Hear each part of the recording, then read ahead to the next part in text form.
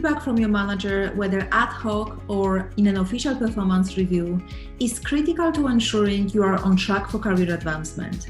To get as much as you can from your performance review, here are 6 mistakes to avoid.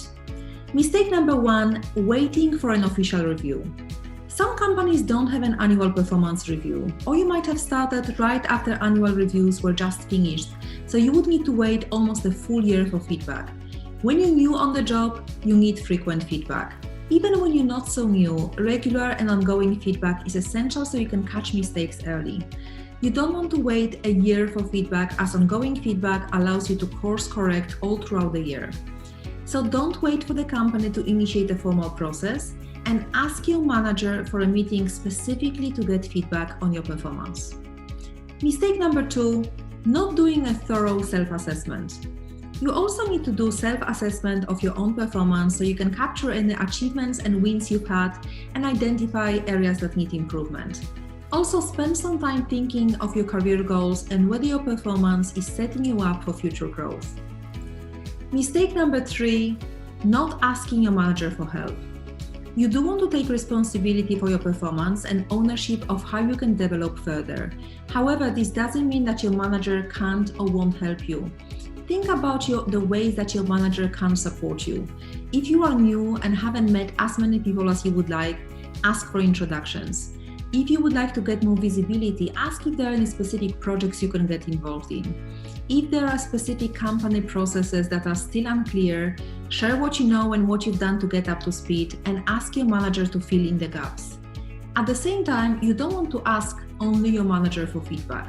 Ideally, you would also like to get it from colleagues, direct reports if you manage a team, or other leaders, so you can get to understand how you perceived across different departments. Mistake number 4 is not giving yourself time to absorb feedback. When you do get feedback, especially when it's maybe a bit surprising or critical, your natural tendency may be to get defensive, or you might want to explain yourself and try to change your manager's mind. However, resist the urge to react right away, even when you disagree with what's said. If something is blatantly untrue, for example, your manager criticizes something that you haven't actually done, then you can correct a fact. But when it's an opinion, it's best to ask for a follow-up meeting and say that you would like the time to review the feedback.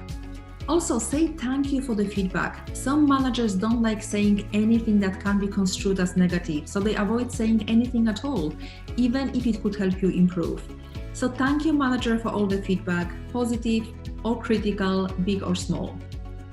Mistake number 5 is not asking questions when something is unclear.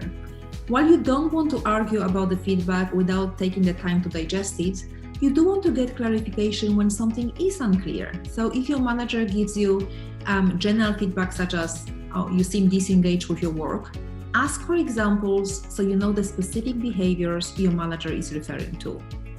And mistake number 6 is negotiating a raise or a promotion at a feedback meeting. A feedback meeting is for collecting feedback, not negotiating a raise or promotion.